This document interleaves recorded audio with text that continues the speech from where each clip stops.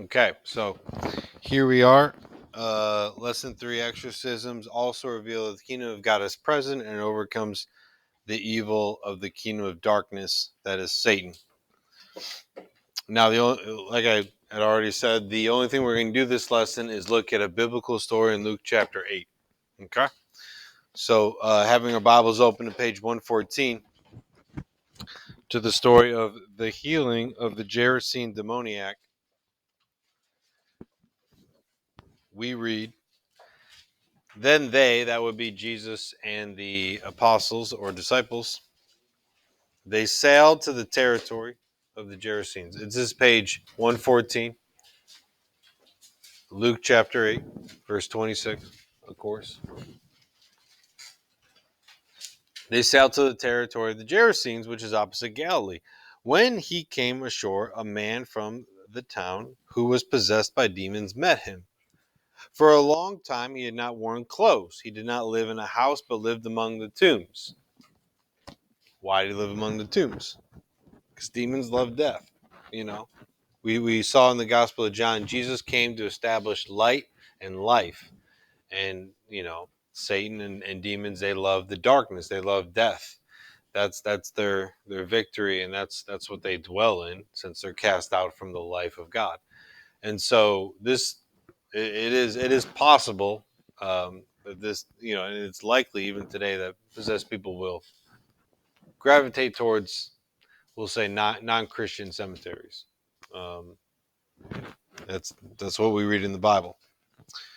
He lived among the tombs, and I won't go into the reason why he's probably not wearing clothes. Could be a couple of reasons. When he saw Jesus, he cried out and fell down before him.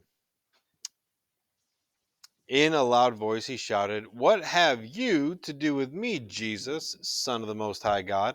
I beg you, do not torment me." Which is one thing that I was always surprised with. When you read stories about the demons in the Bible, they always recognize exactly who Jesus is, actually, before anybody else in the earth does. Before Peter ever says, "Jesus, you are the Son of God, the Most High Messiah who's been promised."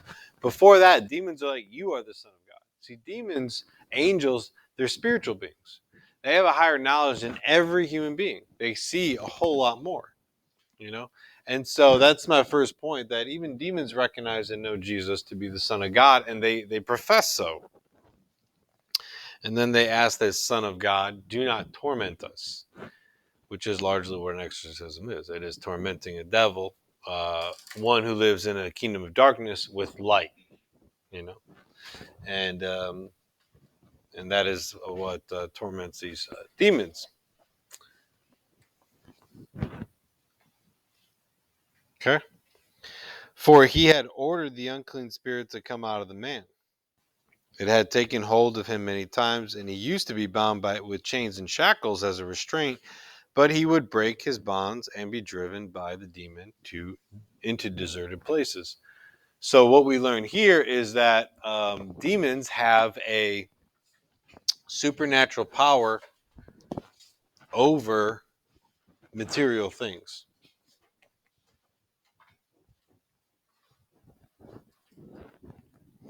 And this man was bound by chains and shackles, and he was able to break them. Um, I'll let you write this down before I explain.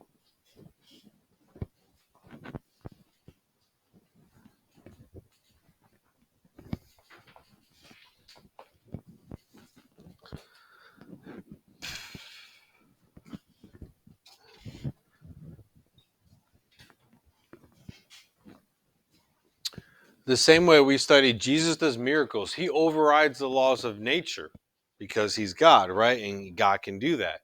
And so Jesus says, "Be Bartimaeus, you can see."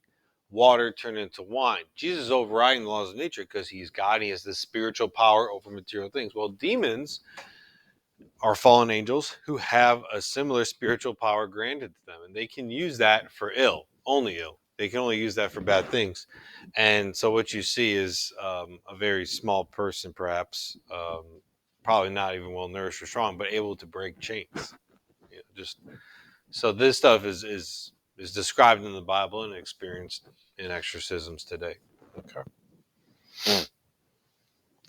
Then Jesus asked him, "What is your name?" A common practice in exorcism. If you're struggling to defeat a demon, you just get the name. The name gives you authority over it. Demon name, I cast you out. It gives you much more authority and strength against fighting the demon. He replied, "Legion," because many demons had entered him, and they pleaded him not to order them to depart to the abyss. Anybody know what a legion is? It is a group of Roman soldiers numbering from 3,000 to 6,000. It's a lot of soldiers.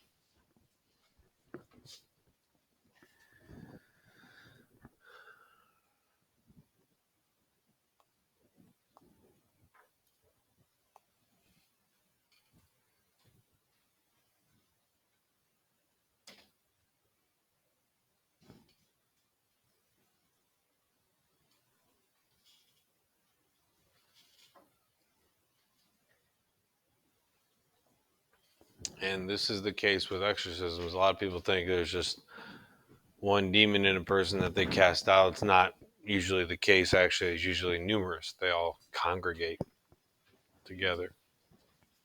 And we see that in this Bible passage that it's not just one name, there's perhaps thousands of names to be given.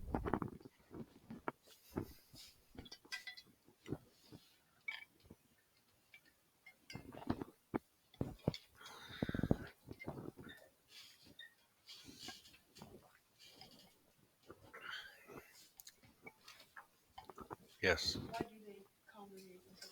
That's a good question.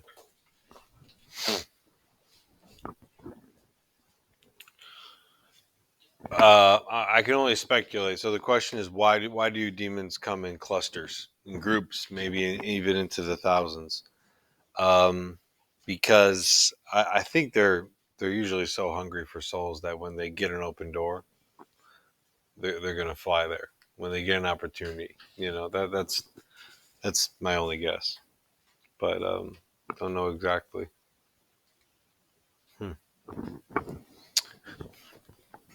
So my name is Legion, they say. Verse 32, a herd of swine, that's pigs, was feeding there on the hillside, and they pleaded with him to allow them to enter those swine, and he let them. So Jesus cast out the demons from this person's body. Demons say, "Don't send us into the abyss." This is a very strange passage to me. It's like Jesus negotiating with demons. He says, "All right, I'll send you into the swine." These swine are, of course, meaningless to the Jewish people. They don't eat pig. They're probably more of a nuisance than anything else. So Jesus says, "Okay, I'll send you into the swine." That's considered a dirty animal in Jewish culture, anyways. And he let them. The demons came out of the man and entered the swine, and the herd rushed down the steep bank into the lake and was drowned. The rest of the story goes on to say how the people in the town were kind of, as you might be, freaked out by this, scared by this, appalled by this, frustrated by this. Maybe they like the swine. I don't know. But they kind of don't accept Jesus because this is a lot. This is a lot. And so the last point, what we see, of course, these swine going into the water, it just shows us destructive, uh, how destructive the demons are,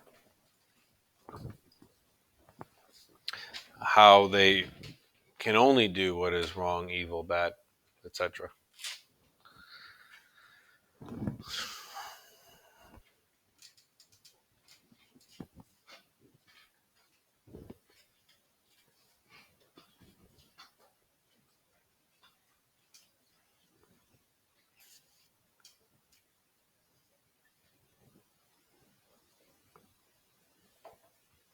There's also this imagery in the Bible that deep down into waters is kind of like where hell was often labeled. And so when the swine go into the water and they die, it's understood that the demons go back to where they were. In biblical literature, that's often at the bottom of a large body of water. We, of course, don't believe that literally today, but you know, the same way God isn't like just above the clouds, like you might have thought when you were 5 years old. We recognize it's in a different realm. So that is the message sent. And I just wanted you to just Of course, be aware. Remember, this is the kingdom of God present. This is, as scary as this might be to some of you, that this is actually a joyful thing.